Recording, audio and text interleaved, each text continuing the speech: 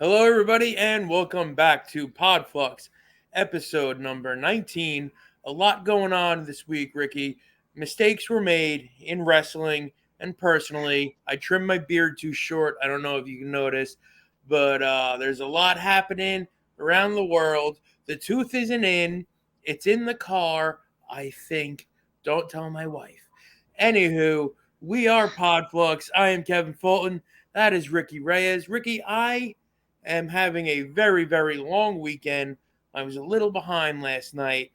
I was at VPW last night. We had our Gold Rush Rumble. Great I've won show. that. I've won that. Yeah, me too. It was funny, actually. Before the show started, a couple of the guys were like, oh, we were looking up who, the past winners of the Gold Rush Rumble. And it was a lot of like J Delta and VSK and EJ Risk, and then it was like, and then all of a sudden you won one, and I was like, yeah, we kept that in house for a while, um, and then we put Fighter Cat over, um, but yeah, we had a nice crowd, good show, a lot of new guys last night. We got a lot of guys up from the Monster Factory, which I'm sure you may have had a hand in some of them, and it was a busy night, which means I didn't watch Collision until today, and I'm uh, actually viewing SmackDown while we're recording right now. So if you see me looking up and not at you, it's because there's something terrible happening on my television. But anyway, we want to start. So, do you want to start with you just mentioned it to me? I've got a bunch of topics here. Do you want to start off going with the New Japan Pro Wrestling G1? yeah, we can start with that. It just ended this morning. Looked like pretty full house. I thought once it got down to the final four, Which I were who? thought it was Because I what's didn't that? pay any attention to it at all. Okay, so it got down to each block winner, um, which was Evil and Okada wrestled, and then they had Naito and Osprey, which Okay, I haven't watched that one yet, but I heard and I'm assuming it was probably the best match of the whole tournament. I'd imagine. Uh, yeah, so I really thought the winner of the G1 was going to be between Osprey and Naito. Like the winner of that was going to go on. For some reason, I felt like they weren't going to give it to Okada again. Um, so the winner of the G1, right, is basically in line to main event Wrestle Kingdom. Like winning the Royal So Rumble. yeah, it's their Royal Rumble. So I thought possibly they'd put Naito up on that, which they did, um, because I feel like Bryan and Okada are going to do it again, but at Wrestle Kingdom.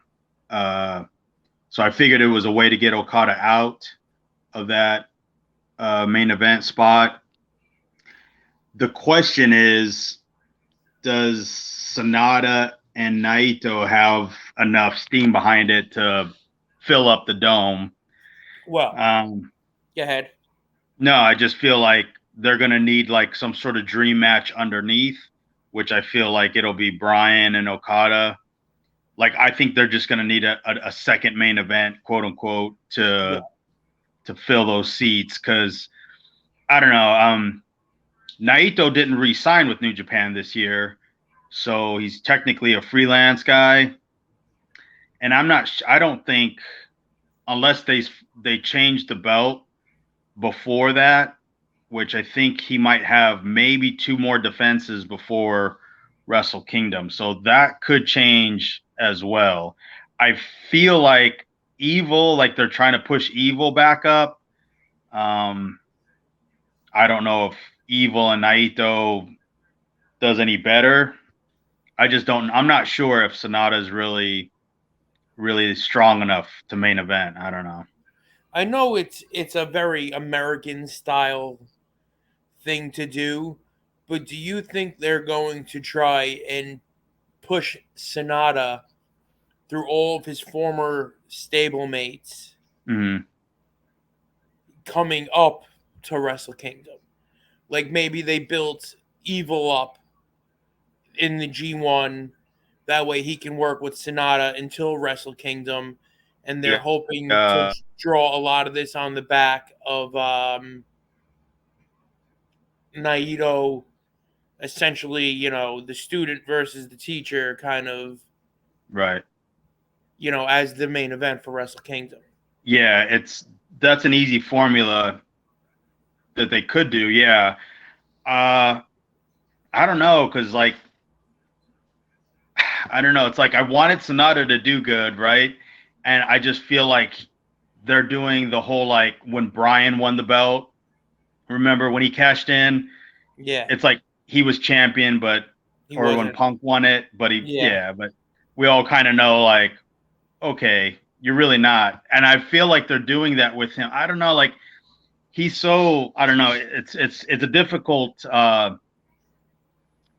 difficult run for him because Okada and Tanahashi are still there and Naito's still there, even though, you know, Naito's not technically New Japan right now. I mean, he's still considered New Japan, but there's 3 bigger stars than him on the show.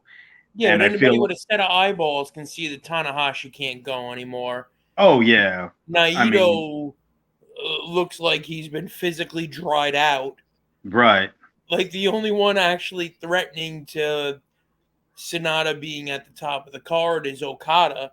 And if they can figure out enough like legend status stuff to do with Okada, like working with Brian, or whoever comes in for this and whoever comes out for that, and they can kind of keep the 2 roads separate, then really the only thing that can hurt Sonata is Sonata. Yeah, I mean, I think he's doing as good a job as he can possibly do right now. He keeps himself strong. He looks like $1 million. I don't know. I what I would have did was I would have put Ospreay in there, and I know it's a gamble because he's a foreign wrestler and everything.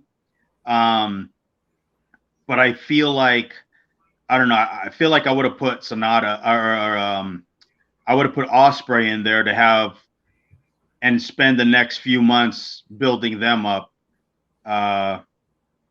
for that, because I feel like that could have been the match the world talks about with those two guys. So I don't know. It's. Do you run the risk of getting the wrong result if you put Ospreay versus Sonata there? No, because like I said, not having Okada in the main event means he's going to have some sort of big money dream match right underneath. So my safety net is whether it's Brian and Okada or Claudio and Okada, you know, or, you know, some sort of feud for Okada underneath. That's your safety net, right? So right, as far as drawing the house, but I mean, as far as making the, you know, say they did Sonata and Ospreay in the main event, and they put Sonata over. Yes. In the eyes of their fan base, did they make the wrong choice? You know what I mean? Yeah. Do you worry about getting the groan? I don't think so, because I think the one time he main evented with I can't remember the guy with the long hair, Sonata main evented Dominion. The match was great. Like I went back and watched it, and I thought it was really good. And it was like a coming out party, which what it was supposed to be for the young guy, but it was also like Sonata, you know, held his own, looked good doing it.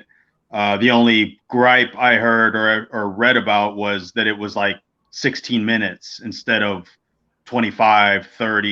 You know. Yeah. So the Dome is a whole different animal where they're going to expect some time put in there. And this again points out like the gap and the you're missing another guy as well with Jay White, who was factored in up there with those other guys. Like Jay White could have helped Sonata out in a big way, as well. But I feel like Ospreay would have. I don't know. I kind of would have went with Ospreay for match quality wise. I mean, obviously he's going to be doing something on the show too, and probably steal the show again. But I don't know. It's tough because you don't want you want to help Sonata along, but I'm not sure. I mean, beating Naito will be a big deal if that's what happens.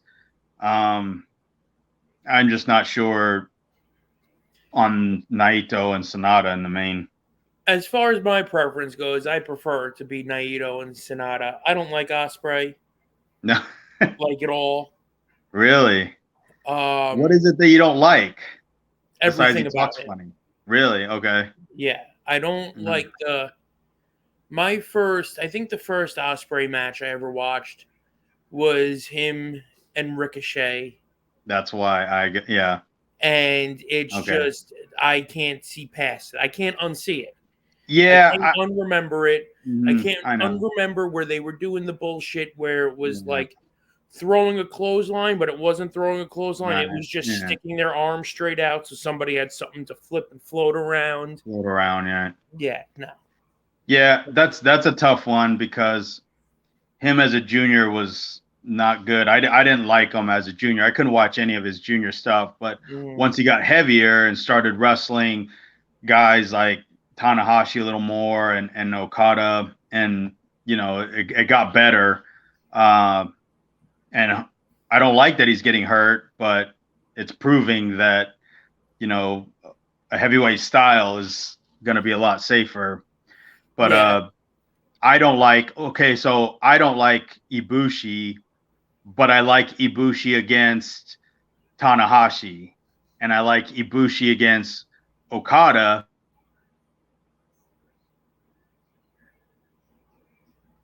All right. Oh, look at that. That was exciting. There you are. Yeah, the exact same thing with Omega. I don't like Omega, but I like Omega and Okada. And but you know what? I wasn't thrilled with the Omega and the Ospreys because I feel like those were just like, let's see how many things we can do to each other and then get right back up. And then at the end, we'll lay around because we're so hurt and tired. And then they'll bring the magical ice packs. Yeah. Right? And then they put the magical ice packs on us and then we'll get up. I just like that kind of shit I can't stand. Yeah. I like the ice packs. And I'm down for, I'm cool with the young boys with the ice packs. They're all right. Yeah. It's different. How did Eddie Kingston do in the G1? He did pretty good. I mean, he got over. The fans really liked his stuff. I didn't think they would. He fits better in Japan than he obviously, because they appreciate the effort, and he's never short of that in the ring. So, right. But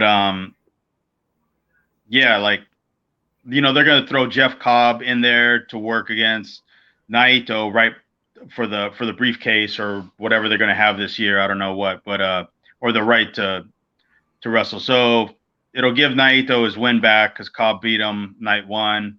Right. I don't think anyone's expecting Cobb to win. Like, it's a little bit of that predictable booking that makes it like, we kind of know what's going to happen, So, but it's interesting for now. We'll see how it all plays out. I don't know if you watched all of the tournament, but like when we reviewed the blocks a few weeks back, there was a lot of guys making their debuts in the tournament. Did they spotlight any of the newer guys so much, or was it kind of like they gave them a good showing, but they were doing jobs for the more established guys through most of it? Yeah, I mean, it was predicted. Like it was looked at like it's cool that so many new guys are here, but we all kind of know what it was going to come down to. I was happy that they involved Evil at least, like in the top four. I didn't know how they were going to do with the Noah um, wrestler, but he was eliminated kind of early, like point wise. Right. So a couple of the big shots and Noah kind of shit on him in media presses, like he's a GAC former champion, and it's embarrassing that he went to the G1 and didn't get past the preliminaries, you know. Right. So who knows what'll happen when he goes back home. So yeah, there goes that Together Forever a show. couple of those guys I know are very vocal. I mean, so is Naito. Like that's the one thing that I like the most about him is he's critical of New Japan too when they do things wrong. Like he hates that like Super Juniors has so many foreign wrestlers. He's said it a few times. He said it's embarrassing as a Japanese wrestler to think you have to bring over so many foreign wrestlers to make it an exciting tournament. It makes sense. He's not wrong. He's not wrong. That's the thing is like I said, he's very honest and critical of New Japan when they're doing something, you know, I know why they're doing it because they want to get that foot in the door and you know in America, but he says, well, if the juniors of the New Japan juniors were stronger and had more emotion, we wouldn't need to bring over so many foreign wrestlers. And he's right. And you know, so I mean, I feel the same way here when you're watching AEW when they first went on TV, right? If you've got one Japanese female talent, right. you've got something that stands out. Correct. When you've got 7, you've just got 7 more girls. Right. If you got 10 7-footers, then you got no giants. Right. Exactly. It's the same thing. It's true. Yeah. I mean, like it's if you're trying to make something an attraction and you shoot it in the foot by doing too much of it, bringing too much of it, showing too much of it. Mm-hmm. So I completely agree with him on that. Yeah. I mean, everything he says, I think a lot of people are thinking he's just like bulletproof. So he says it. And then the fans, kind of, I don't know how he's over like crazy. So that's good. So that'll help in the drawing power. I'm not sure Sonata's ready for that spot yet, but we'll see. I mean, like I said, he's going to have another King of Sports is, I think, November. He might have 2 more title defenses, so it could change. So right. All right, you ready to get into some other stuff? Final thoughts on the G1 climax, or? No, it was good, successful as usual, but it's just everything's kind of up in the air to where if like Okada would have won or Tanahashi would have won, it's kind of like halfway set in stone. So there's still a couple of speed bumps to get through before we actually get there. So it should be good. And to see if Bryan and Okada do it again, right, and in that building will be a lot of fun. So the road to the Dome is always interesting. So yeah, I'll be excited to see, and also the night of, you'll be excited to see what kind of other stuff they pull off, like they did last year with Mercedes Moné. Try and get their subscribers through the roof. But talking about subscribers or viewers, I've got the ratings from last week's Collision that went up against, and you know what? It's not as bad as you would think with the fact that they went up against the WWE SummerSlam, right?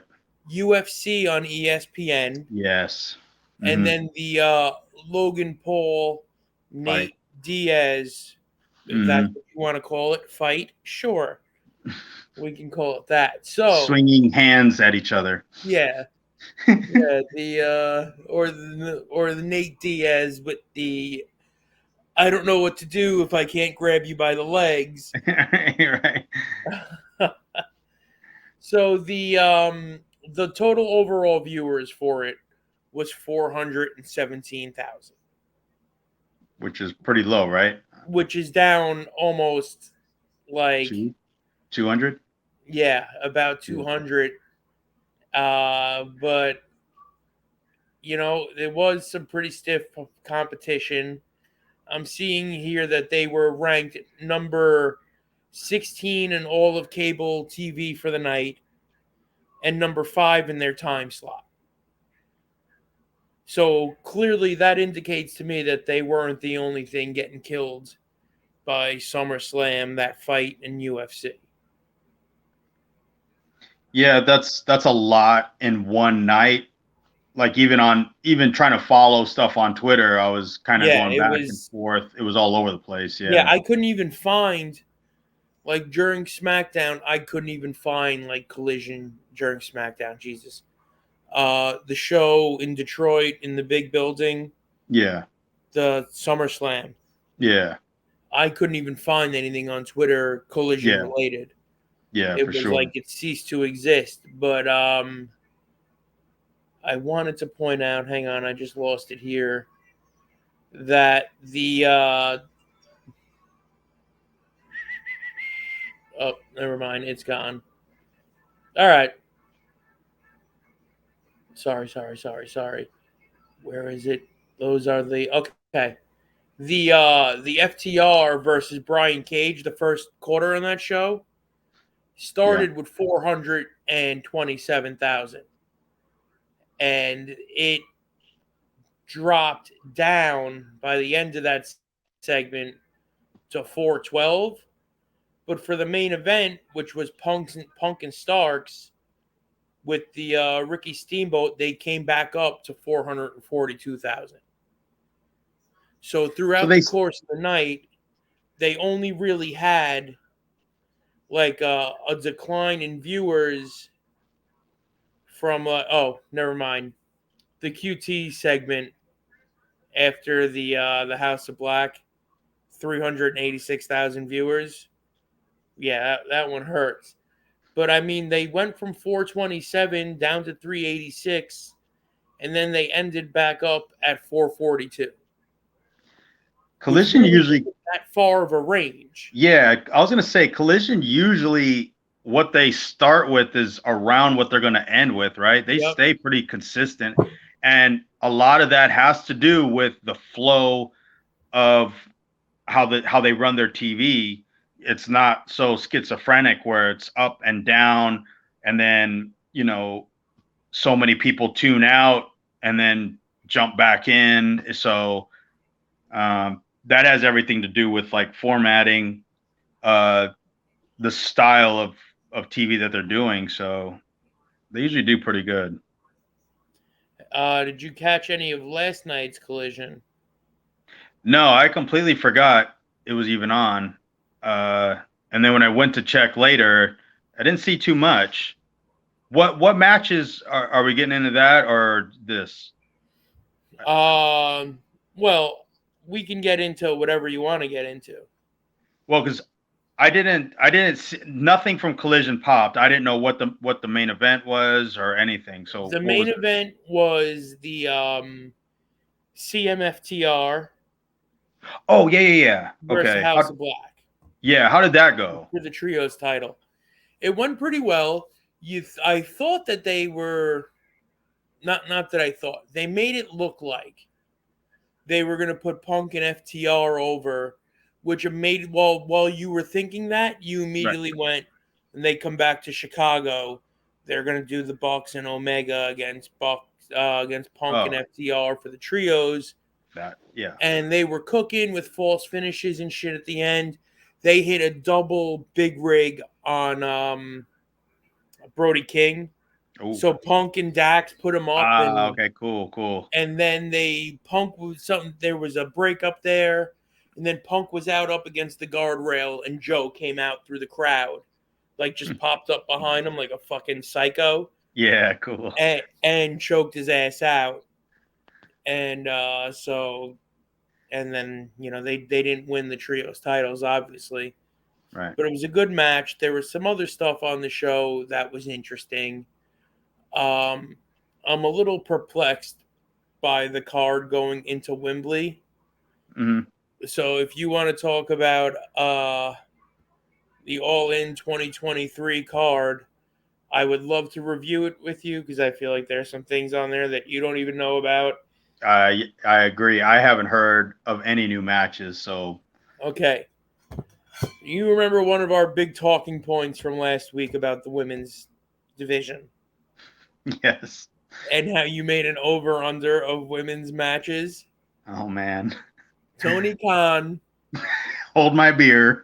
hold my beer, Mr. Reyes. Hold my straw and mirror. Yeah. And he economized. Oh Okay. no. So what he did was he held just over the last week or so a little mini tournament to put 4 girls in a 4-way match for the women's title at All Out. So wait. Four matches and then the winner of each go into a Goes into the four-way? deal. Yeah. So there's a singles matches to get into a four-way. Yes. Got it. Yeah, okay. Good. You're Yeah, with right. me. Yeah, right. So currently in that match we have Hikaru Shida because obviously she's the champion. Right? Wait. Stop. Wait. What is the four-way match for? The women's world title. So why is the champion in an eliminator match? Oh no, she's not. I'm giving you the match at All In right now, as it stands. Okay. Because they've already gone through some of this. Of course it did. So Sheeta's in, clearly because she's the champion. Oh, okay. Toni Storm is in because she's the former champion. So Okay. fuck your one-on-one rematch, okay? Right. Yeah, So I was wrong. There were 2 or 3 eliminator matches. Okay. The third girl is Saraya. You know, Okay. so she beat so-and-so on Rampage. And Right. then this week is going to be Britt Baker versus Sky Blue or whoever the fuck. So Britt Baker can get in the match. Right. So there's 4 women right there. Right. Now, it remains to be seen if there's going to be a TBS women's title match on All In. Oh yeah, that's right. Okay, yeah. Right? And right now they're doing like an interesting angle with Chris and Willow Nightingale against Diamante and Mercedes Martinez. Really? Yeah. They did a tag match the other night. So I guess what they're doing with Diamante is like, because she used to roll with Evilise, right? Yes. So they're just, 2 Spanish chicks. So well, your money match is Chris and Martinez right there. Right. Like that's your show stealing match. Right. Because Martinez on that stage only makes sense. Right. And she won't fail. And but that's what I'm saying. Like she's gonna go out there and have a good match and drag Chris with her, whether she likes it or not. And if you give them some time, that could get pretty wild. Right. Kristen will keep right up with her too. Oh yeah, for sure. That's what I mean. Like that's a person she needs to be in the ring with. Yep. For the next few months, and then 100%. She can go off on her own. Yeah. The more people you can put her in there with that have 20 years at a 20 years of good wrestling. But that's like her style of wrestling is teachable, and it's pretty easy to somebody like Chris who wants to learn. And it's difficult for her to learn, because she's just kind of running through bad habits with other girls that have bad habits. That don't know how to actually work. When you can say, hey, we got 6 minutes, 4 minutes of that is going to be not talked about. And let's let's get in and let's get out with these two things. That's what she needs to learn. That's what she needs to learn how to do on TV. I mean, that's what they should be doing with all of their good young talent that has potential. Every single one of these people, like it's almost like, remember before NXT was NXT and they did like the stupid competition game show? Yeah. And they took one of the NXT guys and jammed him up the ass of one of the pro guys. Yeah. That's like how they should be doing things in AEW. You take somebody who's got a lot of promise and a lot of potential, and you go, okay, you now live with this person. You know what I mean? You ride with this person, you eat with this person, you wrestle with this person, you do the house show loop with this person. Yes, exactly. The way it should be done.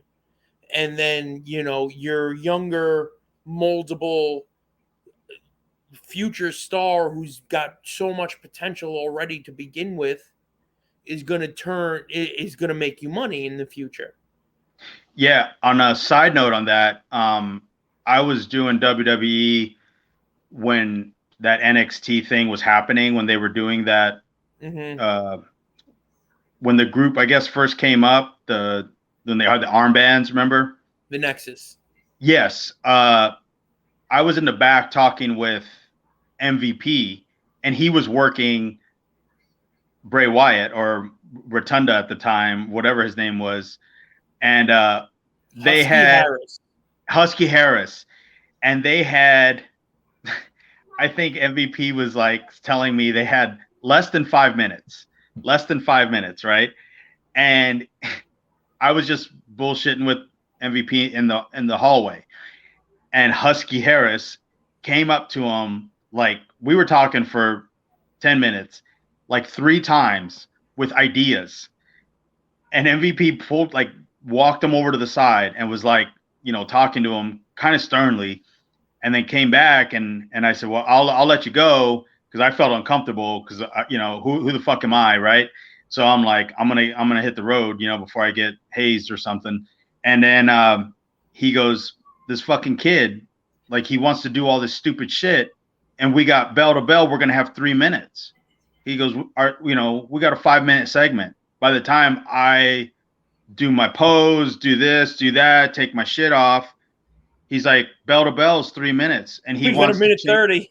Yeah, he's like, he wants to change this spot to that spot. He goes, he keeps this shit up, he's never gonna make it. And it's just funny because it's Bray Wyatt, And it was funny to me because he kept, like, he would come in and he'd be like, hey, I got an idea for something. And then maybe would like listen to him and nod and active listening, like, okay, right. And then it was just, I don't know. How was funny bad. Would it have been if he would have been like, this kid wants to do something where, like, he walks in the woods and wrestles gators. And yeah. But it was funny to me, or it wasn't funny, but it was odd to me that they would do that on a SmackDown, like that's what NXT's for, or FCW at that time. Like, go do that shit there, like, you're mudding up the waters now, right? If you got a 5-minute segment, 2 or 3 times in 2 hours of NXT stuff, and these guys and now you got a whole 3 shows in every week of what that looks like with AEW. You got a handful of guys that know what they're doing, and are they even taking advice? Do they even know what that looks like? Like, how, I mean, listening to JR's podcast, it's funny because, like, I think to myself, this is his way of saying it's okay to ask me stuff, because he says things like, if someone asked me, I would tell them, and what they should be doing is asking someone who knows what they're doing. And it's kind of his way of, I think, hey guys, he's dropping these hints. Old guys like talking about wrestling, and giving examples, of what they've done. And I mean, it's just, it's funny that WWE at one time did that, and then now I look at AEW like that's all it is, And then when you get a match like Joe and Punk, or Starks and Punk, or MJF and Bryan, it's like a breath of fresh air. and all it is working holds and selling emotion. You know, it's crazy. But also on this card, Oh boy. obviously, we've got MJF versus Adam Cole for the AEW World Title. We have FTR versus the Bucks. What is my computer doing? You still got me? All right. FTR versus the Bucks for the AEW tag titles. The women's match, which I mentioned. And then we've got Darby Allin and Sting versus Swerve Strickland and AR Fox in a coffin match. In a coffin match? Yeah, see, for a second there, I wasn't sure if you were frozen or just confused. Confused. Yeah, that's what I figured. They're not allowed to say casket match. Right. Because WWE owns that trademark. However, that will not stop them from having a pointless coffin match. Why do we need a coffin? Okay, we need a coffin because they beat up Darby Allin's friend. What? Right. Okay.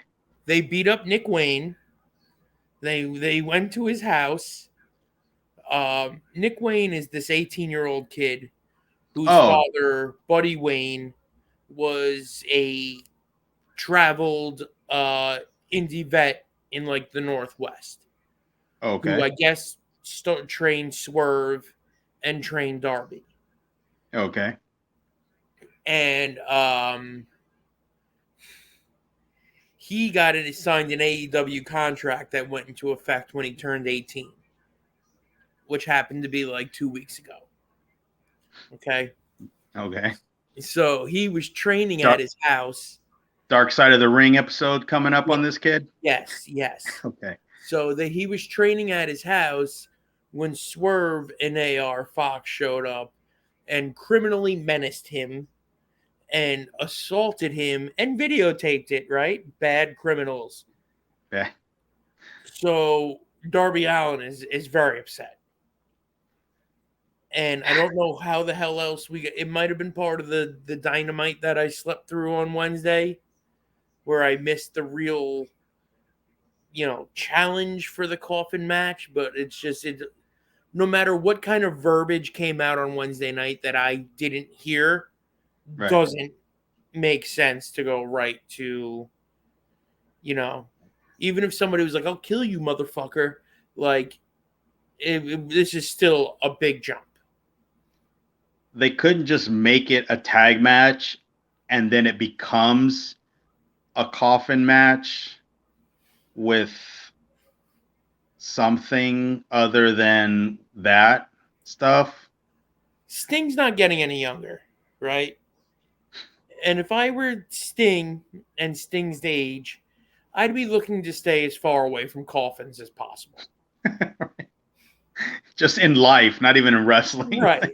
Like, I'd be like, hey, listen, guys, I'm trying to avoid this in real life. I don't need to cosplay it in London. Yeah. I don't need these two black guys trying to shove me in a coffin. Right. Totally. While the smallest guy in the ring is supposed to help me. Right. This is who I brought. Okay. Right? Yeah. The Q-tip with paint on his face. Right. Swerve Strickland brought a guy whose initials are Assault Rifle. Right. Okay? Exactly. I've got this malnourished, maladjusted Q-tip. Yeah. Doesn't like talking to people. Oh, Christ. A mute. But so far, the most puzzling thing, that's all we have for the main card so far. Okay. But the most puzzling thing to me is MJF and Adam Cole will be challenging Aussie Open for the ROH World Tag Team titles in the pre-show of All In. Now. No. Why? Are you killing your main event in the pre-show? Yes.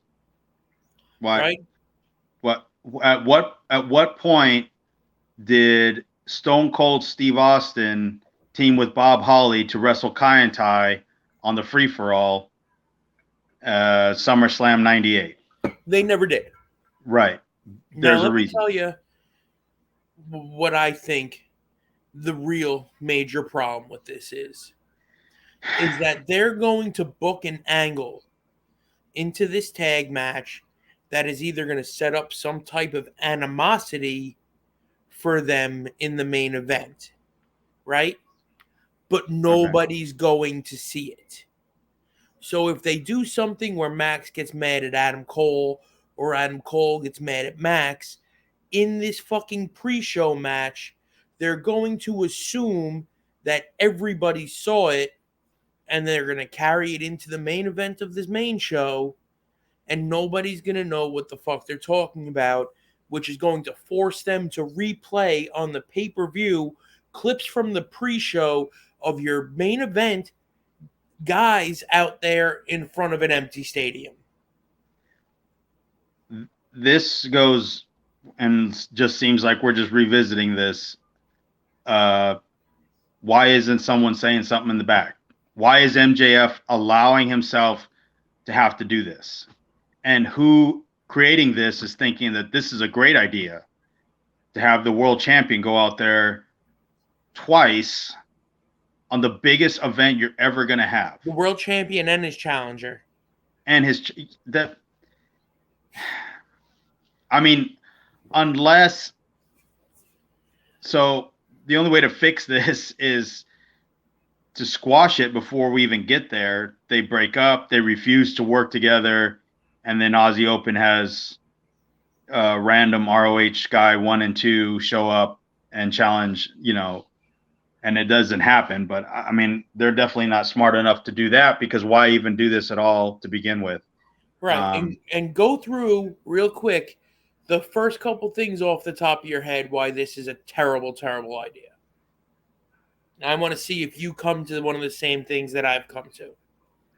Why having them out there in a pre-show is a terrible idea? Mm-hmm. I just said to have your world champion and his challenger come out twice, kills the pop, kills the mystique. Now these are the guys we saw earlier. What if people don't watch the show and they're like, oh, who are these guys? Just wrestled earlier. Now they're not friends. It doesn't make any sense. Again, it comes down to, why is MJF allowing this, and Adam Cole for that matter, to happen? Like, well, how about one of them blows their fucking knee out in the pre-show? Right. Yeah, that too. Yeah, right. That makes sense. I mean, those Aussie Open guys are, they're not terribly green, but I mean, when you go out there with that kind of adrenaline, they're not laying down. They're not laying down in 3 minutes. No, that's what I mean. Like, they're going to be all jacked up, ready to go. Yeah, that's it's just the stupidest thing. That makes no sense at all. Like, why would you do that? What does that do? There's no reason. Are you selling extra tickets to the pre-show only? Like, what is the point? Even if the pre-show draws 30,000 people, it's half of what's there come the main event time of the fucking show. Like, it doesn't make any sense. Maybe they want everybody to see them while they're still awake. I was gonna say, like, they wrestled yesterday.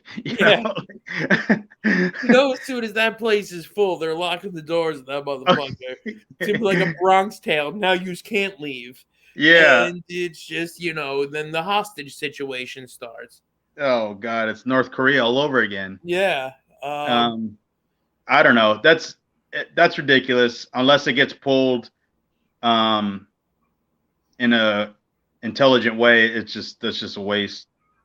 I would hate that, for it to come out of my mouth and then it happened, that God forbid one of these guys gets hurt in the pre-show. Yeah, right. But I can't think that I'm the only person who's thought that.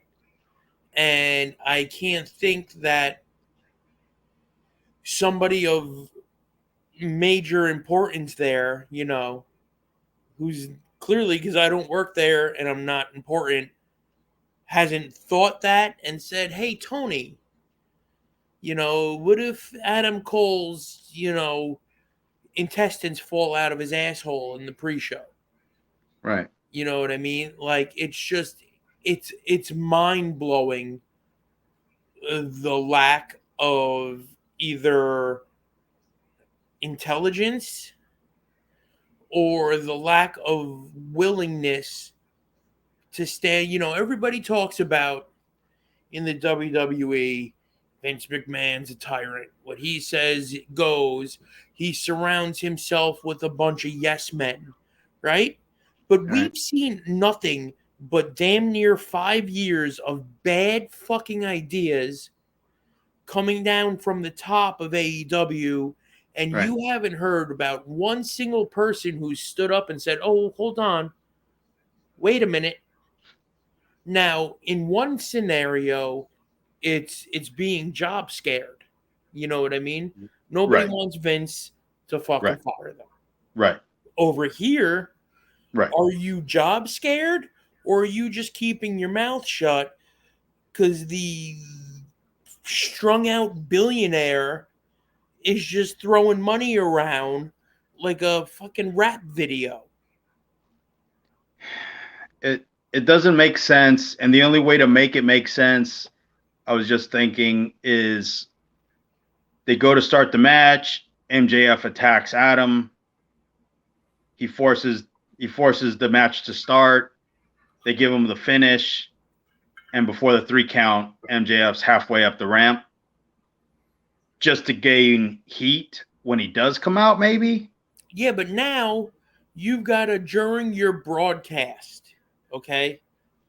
And I guess it's not the worst thing in the world to replay something from the pre-show or to Right. have to bring it up, but now you've got to fill your audience in on, right? Because you know your pay-per-view viewing audience, the people who have already purchased this, Right.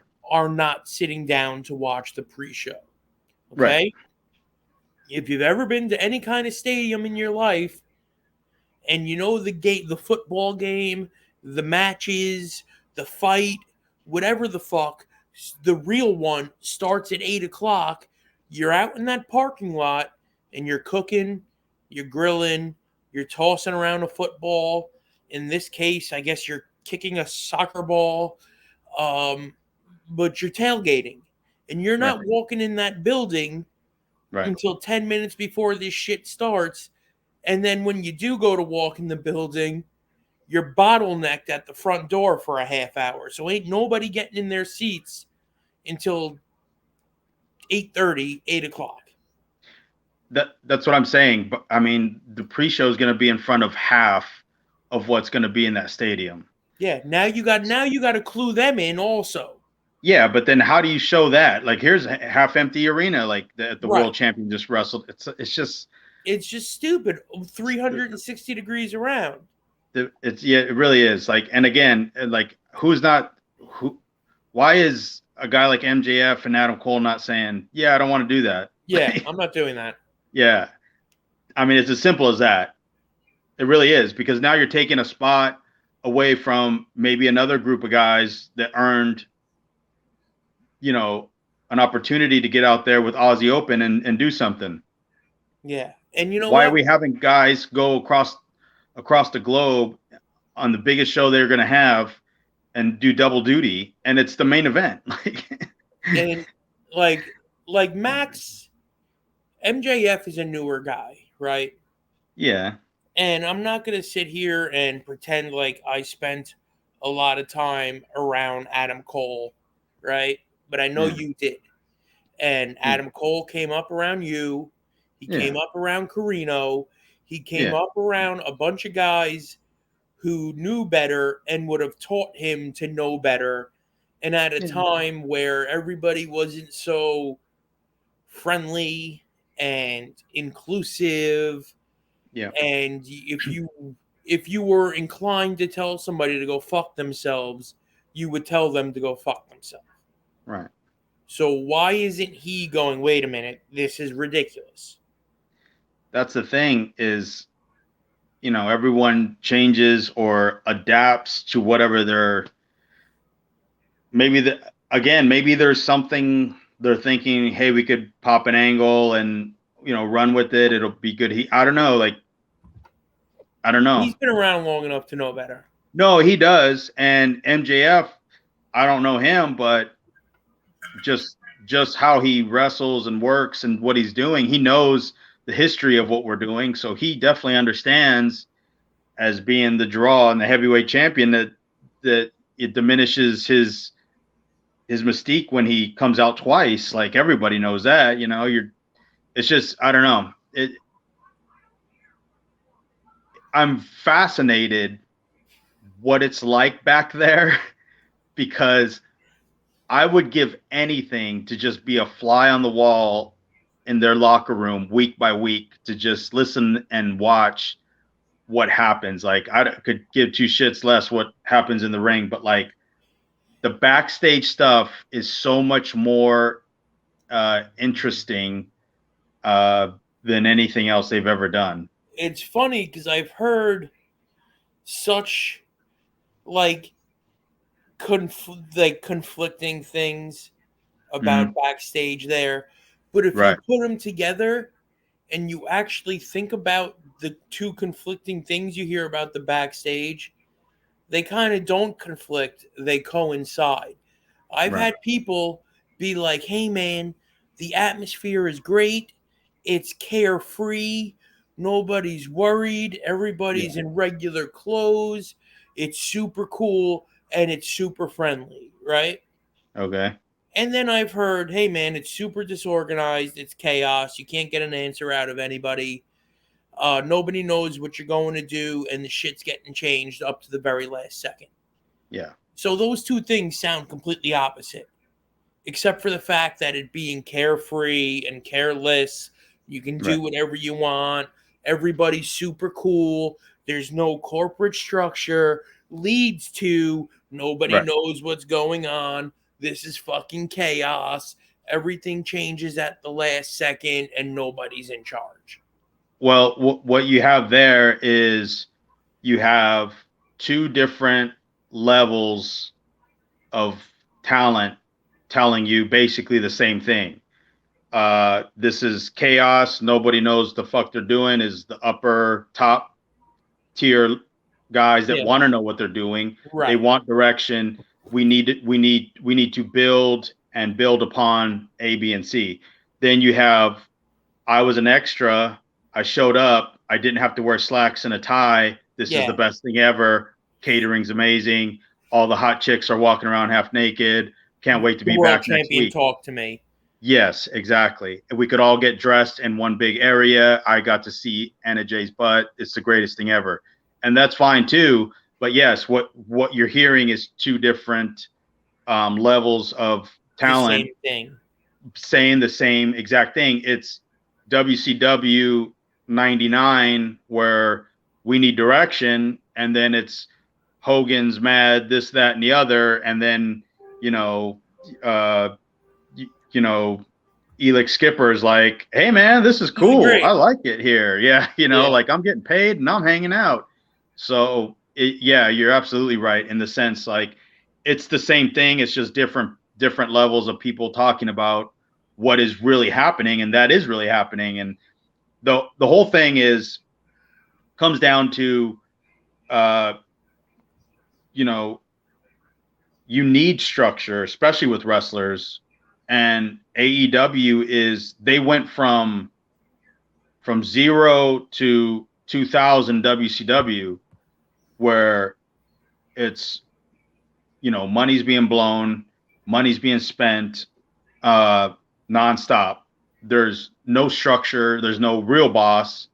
Some people have a boss, some people don't. And, instead of going through the layers, like being an NWA, growing, being small, and then building to something like this, then you have the infrastructure of people that went from nothing to, from struggling to being successful. Then there's more completely there. skipped TBS 91, 92, 93. Right. Then there's some structure there because they're like, well, this is how we did it before, so just do it this way. And they just don't have that, and it's complete chaos. Like in 10 years, whatever AEW is or was or whatever, somebody's got to come out and say the real shit. I mean, you're going to get 10 different stories, but it's I just, can't wait when we get the AEW DVD. yeah, It's going to exactly. be, Yeah. yeah, it's going to be fantastic. I just wanted to point out as a footnote, though, they have surpassed paid attendance of SummerSlam 92. Oh, I saw that. Yeah. And really, that's all I've got to say on AEW. But I do want to switch a little bit before we go over to SmackDown. You know what? I mean WWE, but we might as well call it SmackDown. And by SmackDown, I mean the Bloodline. And by the Bloodline, I mean Roman Reigns. So here we are. What'd you see? Well, I watched SummerSlam. I got to the rest of it. What'd you think? It was terrible. Yeah, it was not good. The match was not good. The match. Dave gave it 2.25 stars, I think. However, if that would have happened on a Wednesday night, Oh yeah. or if that would have been John Moxley in there, that's 5 stars all day and 6 on Sunday. But anyway, go ahead. Well, the thing about the match is they didn't overkill furniture. That's why Uncle Dave didn't like it, because there weren't, constructing pyramids with tables and shit and falling through them. But so watching it, I thought, okay, this wasn't that big a deal of a match. Did you get with Jimmy? What's that? I mean, did you get with Jay watching it? No. Were you with Jay? No. No. I wasn't. I think partially because I knew they weren't gonna put the belt on him. I was more convinced that they may switch the belt on Sammy than I was with Jay. But no, this was just to get past the Jay thing. Now, this was Jay's last week, or is that right, or is that just rumor? So basically on SmackDown, yeah, what happened there? I guess he called Jimmy out to the ring. Okay. And was making it seem, this is just from what I watched with no sound on, but he basically, made Jimmy feel, I guess, comfortable enough to try and approach him in the entranceway. And when Jimmy got there, he fucking super kicked him. And then he looked at the camera and he was like, I'm out of the Bloodline. I'm out of SmackDown. I'm out of WWE. And turned around and walked out through the crowd. Oh. And then that's where Jay went. So Jimmy's in. Solo's in. Well, I don't know. See, I don't know if Jimmy was trying to get back in the good graces of Roman Reigns, or if he was just trying to prevent Jay from being the tribal chief.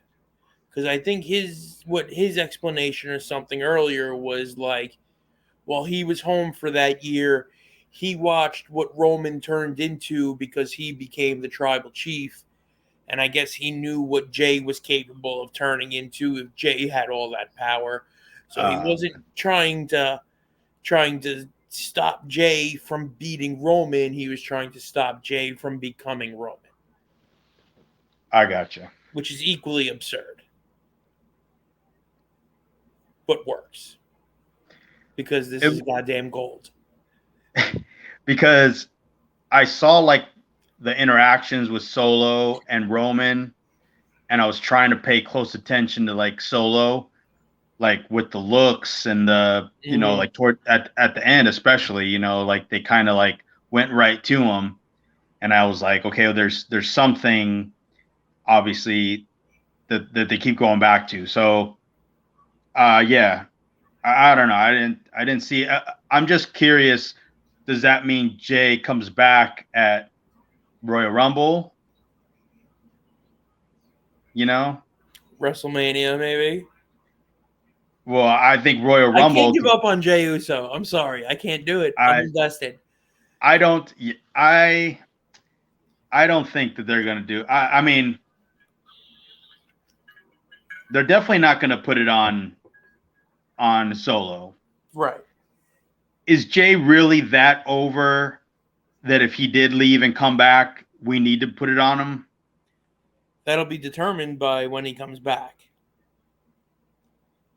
But even Marty Jannetty came out through the people in fucking '93, and they lost their shit. And then had a 2-week run as Intercontinental Champion. So yeah, we all see how that worked out. Yeah, I'm okay with them beating Roman, right, on like Friday, and then Roman winning it back on Saturday. You know what I'm saying? I did see something on Twitter today that they're considering Roman to break Bruno's record. Which one? The first one or the second one? The 2083. So the second one. Yeah. So that's what I was thinking that they were going to do, because he passed Hogan's, right? Mm-hmm. So he that's passed another 3 years. What? That's another 3 years. Yeah, but I'm trying to think and Dwayne's not getting any younger. Yeah, I don't think at this point they don't need him. I don't think. What does Roman gain by beating The Rock? He's so far not WWE now. Yeah. It only has value in name, not really legacy of WWE. This isn't like 2001 Rock. Yeah, but there's the argument to be made though that after he beats The Rock, that he's beaten all of them. You know what I mean? I get that. Yeah, I just, again, you gotta sprinkle in regular guys, because this is almost getting either too predictable or just not as important and interesting as it once was. Right. So we need to get some guys in there, to get it going, and then get our minds off of Jay maybe, and then hopefully the return of Jay is a bigger deal, and then he's ready, I guess. I don't know. Maybe I don't know. There's so much meat on the bone. Yeah. For Roman, but just not for the rest of the family. Right. In this angle. So I think this was a way to shut the door on the rest of the family, to move Roman forward. It looks like what I said last week about LA Knight is already coming true. They're trying to help him, and it's going to be detrimental. They had him out in a segment. It was a good segment on Monday with Miz. But basically, Miz called him like a cosplay attitude era wrestler. Wait, what? Why was he on Raw? Exactly. The whole thing doesn't make sense. Okay. And then he was doing promo shots in the building backstage after, during Raw, but I guess because they were all still in town from the pay-per-view. So he was there just for his promo shoots, and then the Miz went to the ring and was jealous because he had to wait to get his photos taken. Okay, so we're mad because you take pictures earlier. Right. You're that minute that it takes to take 347 photos with these cameras nowadays.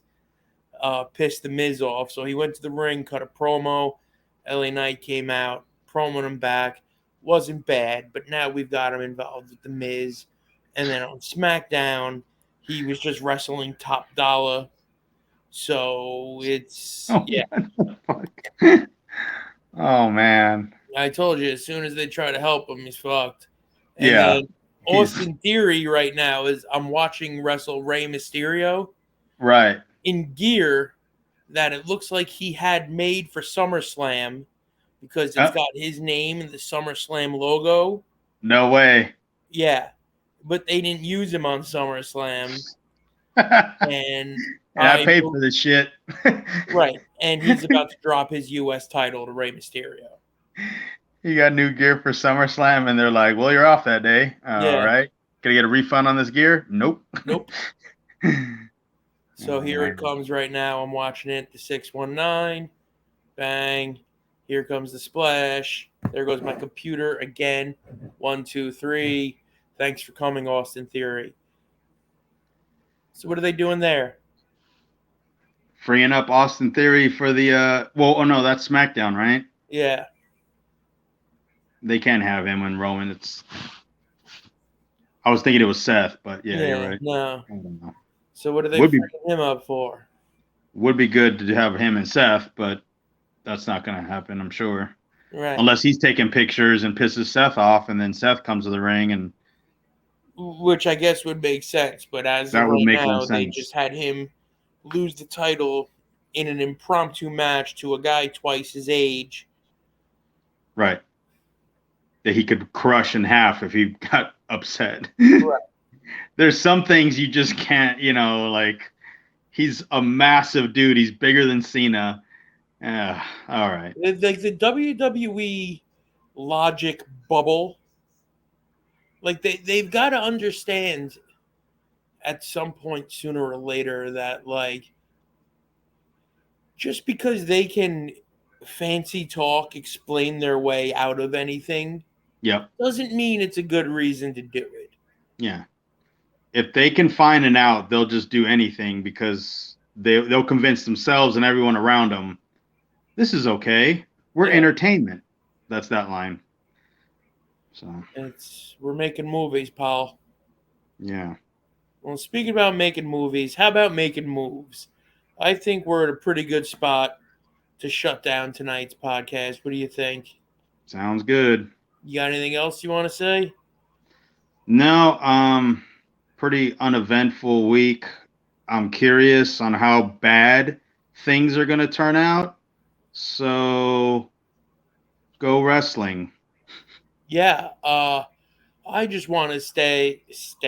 I just want to say now, while we're still 2 weeks out, that obviously we're going to have a recording conflict on the night, right? Because All In is on a Sunday night. Sunday afternoon for us, right? Right. Sunday, August 27th. But Sunday afternoon for us is going to turn into Monday morning here. Correct. So what I'm thinking is that maybe we'll record that Monday. That way I can get through watching the show or most of the show. Because I'm sure by the time we set up to record on Monday, it'll still be on. They'll just be getting through the third or fourth women's match at that point. So we'll release our episode that week a day later and get everything out to all the motherfluxers out there in the universe. What do you think? Yep. All right. Well, ladies and gentlemen, I'm Kevin Fulton. That's Ricky Reyes. This has been Podfluxxx, episode number 19. And motherfluxers, that it is time for us to run the gimmick. Have a good week, Rick. I'll catch you later. All right. See ya. Run the gimmick.